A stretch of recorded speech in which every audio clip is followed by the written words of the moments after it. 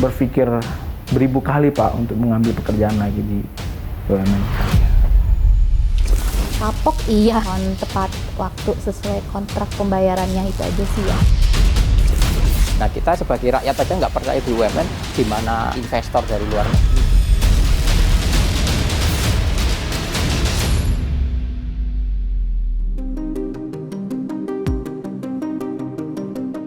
Hutang BUMN Karya yang begitu besar masih menjadi momok yang menakutkan.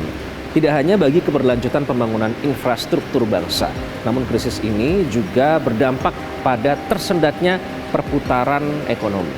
Karena keterlambatan bayar ratusan vendor yang hingga kini masih menanti kejelasan kapan hak mereka akan dipenuhi.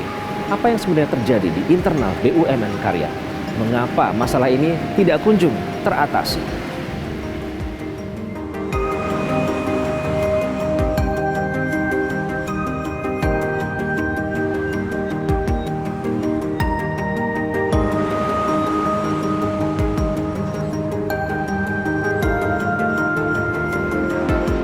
Hingga saat ini, masih terdapat ratusan vendor atau subkontraktor yang menjerit karena belum menerima hak pembayaran dari sejumlah badan usaha milik negara bidang konstruksi atau BUMN Karya. Berdasarkan laporan keuangan kuartal 1 tahun 2025, lilitan hutang BUMN Karya menggunung hingga 184,12 triliun rupiah lebih. Dari jumlah tersebut, PT Waskita Karya memiliki catatan utang tertinggi mencapai 68,13 triliun rupiah. Disusul berikutnya oleh PT Wijaya Karya sebesar 50,04 triliun, PT Pembangunan Perumahan senilai 41,14 triliun, dan PT Adikarya sebesar 24,81 triliun rupiah. Boleh jadi inilah alasan mengapa tagihan sejumlah vendor belum juga dilunasi oleh BUMN Karya meski telah menyelesaikan pekerjaan proyeknya. Akibat beban utang jumbo yang sudah menahun, BUMN Karya terus gali tutup lubang demi menyelesaikan permasalahan keuangan. Celakanya, jalan pintas yang ditempuh syarat akal-akalan dan patut diduga berpotensi melanggar hukum.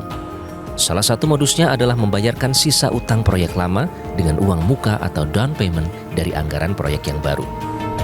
Kondisi inilah yang dialami oleh Krisyanto Marpaung, Komisaris PT Maha Akbar Sejahtera yang berkantor di Medan, Sumatera Utara. Krisyanto mengungkap, perusahaannya pernah memiliki tagihan piutang kepada PT Wijaya Karya Bangunan Gedung pada tahun 2021 silam, sekitar 900 juta rupiah. Jumlah itu merupakan sisa tagihan yang belum dibayar dari proyek pekerjaan instalasi elektronik di Gedung Politeknik PU Semarang. Total nilai proyeknya saat itu mencapai 6,3 miliar rupiah. Krisyanto mengaku sudah 28 kali bolak-balik menemui direksi maupun manajemen PT Wika Bangunan Gedung untuk melakukan penagihan. Saya sudah capek lah, berkali-kali Pak. Bahkan di proyek sendiri saya ketemu dengan tim proyek, saya tagih juga, tidak juga mereka berikan kejelasan pembayaran. Administrasi mereka itu menahan pembayaran saya. Setelah 28 kali didesak, PT Wika Bangunan Gedung akhirnya menyetujui membayar utangnya dengan sistem set-off. Proyek Politeknik PU Semarang itu sudah tutup akun. Dalam artian kami sudah tidak dapat pembiayaan dari perbankan. Sehingga kami harus mencari jalan lain untuk bisa membayar orang Bapak. Nah, rencana saya adalah, beliau berkata seperti ini, rencana saya mau mengalihkan atau men-set-off-kan DP, bahasanya itu, men-set-off-kan DP dari yang Komenko 1 menjadi pembayaran pelunasan proyek Politeknik PU Semarang. Seharusnya satu proyek itu untuk anggaran itu kan sudah ada, itu ya. Kenapa bisa tiba-tiba nggak ada lagi gitu kan? Apakah dalam artian sudah habis untuk yang lain, saya juga nggak tahu, sehingga tersisa 900 juta saya nggak bisa dibayarkan melalui akun proyek ini, sehingga harus dipakai akun proyek lain untuk bayar saya. Pada saat itu saya seperti tidak punya pilihan, Pak, kalau Bapak tidak menerima ini ya kemungkinan tidak akan terbayar, sehingga mau tidak mau saya terima.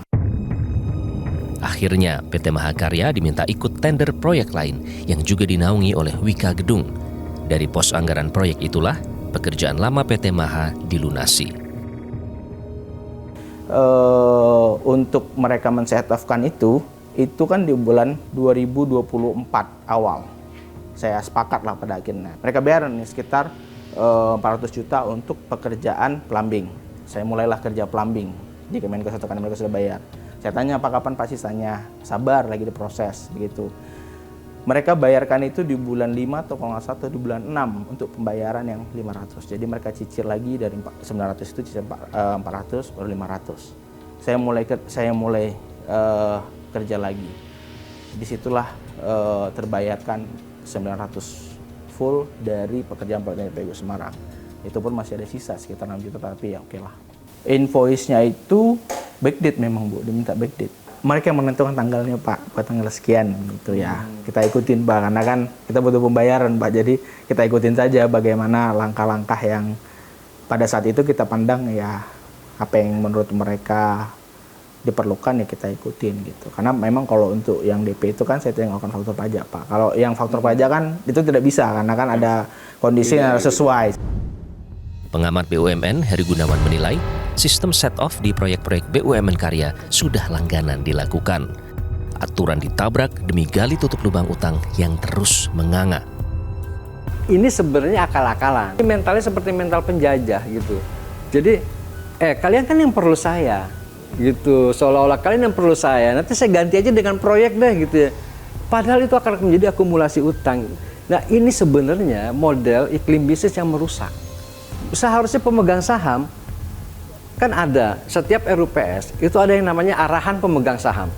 Nah, arahan pemegang saham itu harusnya adalah amanat pertamanya membayar kewajiban kepada vendor terutama usaha kecil dan menengah sesuai dengan semangat yang sudah dilakukan oleh Presiden dan Wakil Presiden.